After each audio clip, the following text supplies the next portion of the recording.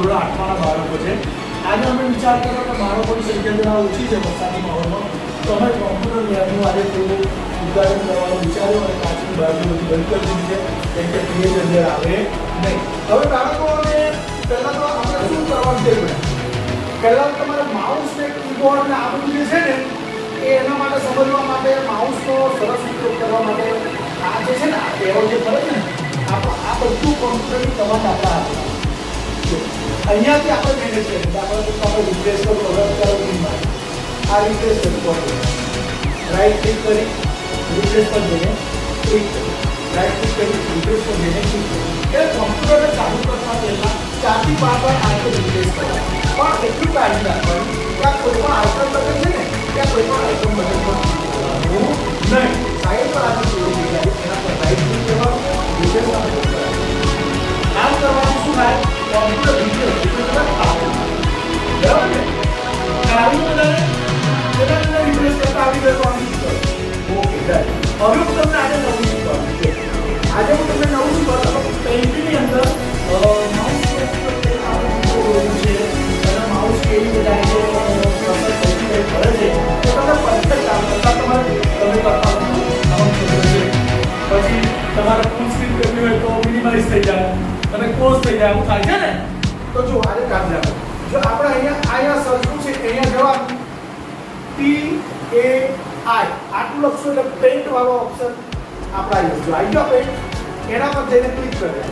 હવે આ ક્લિક કરીને આજે પેજ આવ્યું, એની અંદર જે આપણું આ પેન્સિલ છે એનો કલર છે અને કલર લઈ અને જો આપણે આ દોરી શકીએ છીએ તો સરસ બતાવું તો આપણે આવ્યો થાય છે ને.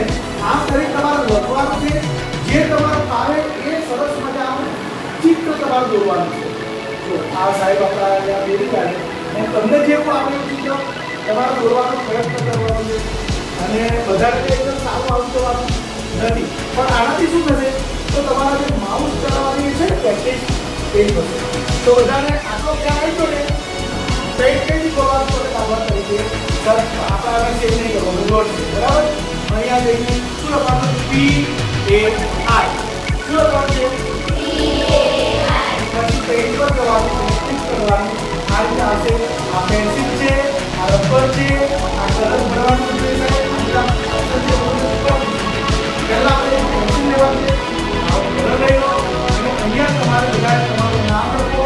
તમારે જેવું જોવું છે એવું આજે કુદરતી દ્રશ્ય એવું એક દ્રશ્ય જોવું અને પછી જોવા આવું.